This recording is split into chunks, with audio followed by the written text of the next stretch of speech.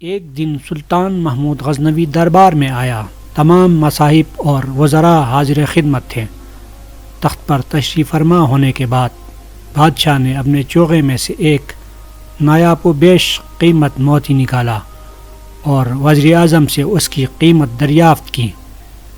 وزیر نے کہا، یہ تو بہت نایاب موتی لگتا ہے اور میرے خیال میں کچھ نہیں تو 1 من سونے کے برابر تو اس کی قیمت ہوگی۔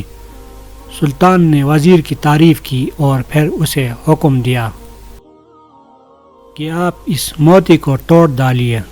وزیر دست بستہ ہو کر بولا کہ جہان پناہ، میں تو آپ کے خزانوں کا محافظ ہوں اور آپ کا خیر خواہ ہوں، میں اس قیمتی موتی کو توڑنے کا تصور بھی نہیں کر سکتا۔ سلطان نے خوش ہو کر اسے خلعت عطا کی اور پھر وہی موتی نائب وزیر کو دے دیا اور اس سے بھی قیمت لگانے کو کہا۔ نائب وزیر کہنے لگا کہ حضور، یہ تو میری سوچ سے بھی زیادہ مہنگا ہے۔ سلطان نے کہا، بہت خوب، اور پھر نائب وزیر کو بھی موتی توڑنے کا حکم دیا۔ نائب وزیر بولا کہ علم پناہ، آپ ایسے لسانی موتی کو کیوں توڑوا رہے ہیں؟ ذرا اس کی نشان و شوکت اور آبوتاب تو ملاحظہ فرمائے۔ سورج کی روشنی بھی اس کے آگے ہیچ ہوتی ہے، میرے ہاتھ تو اسے زخ پہنچانے کا حوصلہ ہی نہیں کر سکتے۔ میں تو خزانے کا نگہبان ہوں، دشمن تو نہیں۔ اللہ آپ کے مال و منال میں اضافہ کرے۔ سلطان نے نائب وزیر کو بھی انعام و اکرام سے نوازا اور اس کی سمجھ بوجھ کی تعریف کی۔ پھر اسے امیر الامراء کے سامنے رکھا اور توڑنے کا حکم دیا تو اس نے بھی معذرت کر لی۔ بادشاہ جیسے جیسے درباریوں کی تعریف کر کے ان کے منصب اور مرتبے میں اضافہ کرتا گیا، ویسے ویسے وہ کم تر درجے کے لوگ سیدھے راستے کو نہ پہچان کر اندھے کنویں میں گرتے گئے۔ سب وزیر اعظم کی پیروی میں اپنے آپ کو بادشاہ کا بڑھ چڑھ کر خیر خواہ ثابت کر کے انعام و اکرام پاتے رہے۔ بے شک تقلید اس دنیا کا ایک ستون ہے، مگر آزمائش کے لمحات میں جو لوگ اپنی انفرادیت قائم نہیں رکھتے وہ ذلیل و رسوا ہو جاتے ہیں۔ جب سلطان نے سب امراء کی آزمائش کر ڈالی تو پھر وہ موتی ایاز کو دیا اور پرکھنے کو کہا۔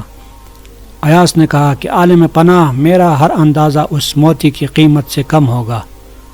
سلطان نے کہا، بہت خوب، اب اسے توڑ دو۔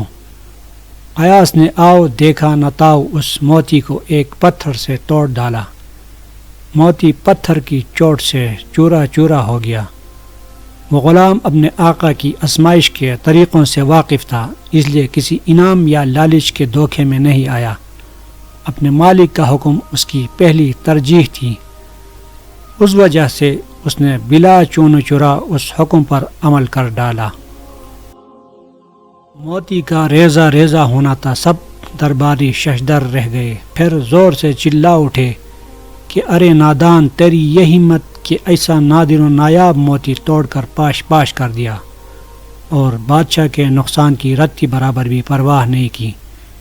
یہ سن کر ایاز بولا کہ اے عقل مند صاحبو، ذرا غور کرو اور دل پر ہاتھ دھر کر بتاؤ کہ موتی کی قیمت زیادہ ہے یا حکم شاہی؟ تمہاری نظر سلطان فرمان پر ہونی چاہیے یا اس حقیر موتی پر؟ افسوس تم نے ظاہر پر نگاہ رکھی اور باطن کو فراموش کر دیا، پس معلوم ہو کہ تمہارا پیر و مرشد شیطان ہے، تم صراط مستقیم سے بھٹک گئے۔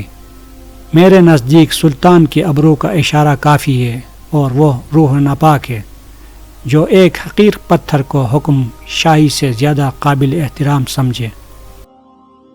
جب ایاز نے یہ راز سب کے سامنے کھول کر رکھ دیا تو سب درباری جیسے کشتی گہری نیند سے جاگے اور لگے بغلیں جھانکنے، لیکن تیر کمان سے نکل چکا تھا اور بادشاہ نے کسی بات پر کان نہ دھرا اور غضبناک ہو کر بولا، تم سب قابل تعزیر ہو اور تم میں سے ایک بھی اس دربار کے لائق نہیں۔ اس معمولی پتھر کے سامنے تم نے میرے حکم کی تذلیل کی ہے۔ اور پھر جلاد کو حکم دیا کہ ان سب ناحلف افراد کی گردنیں مار دو۔ جلاد تلوار لہراتا ہوا آگے بڑھا تو ارکان دولت و حشمت خوف سے کامنے لگے۔ موت سامنے کھڑی تھی، مفر کی کوئی راہ نہیں تھی۔ اس وقت ایاز کو وزراء کی یہ ابتر حالت دیکھ کر ترس آیا تو وہ ہاتھ باندھ کر سلطان محمود سے عرض گزار ہوا کہ اے آقا، تیری مہربانیاں ہم سب پر غالب ہے، ہم ان کے بوجھ تلے دبے ہوئے ہیں۔ میری کیا اوقات کہ تجھے تیری مہربانیاں اور نوازشات یاد دلاؤں اور کوئی مشورہ دوں، لیکن ان سب نادانوں اور مجرموں کی گردنیں بھی تیرے ہی دیوار پر ٹکی ہوئی ہے۔ بے شک یہ شکست کھا گئے، مگر اتنا تو ہوا کہ اپنی غلطی اور جرم سے باخبر ہو گئے، اب اس گمراہی سے لوٹ کر تیری طرف آنا چاہتے ہیں۔ تو انہیں معاف کر دے، کیونکہ تیرا کرم ہی ان کی آخری امید ہے۔ یوں بادشاہ نے ایاز کی سفارش کو قبول بخشی اور خطا کاروں کو معافی دے دی۔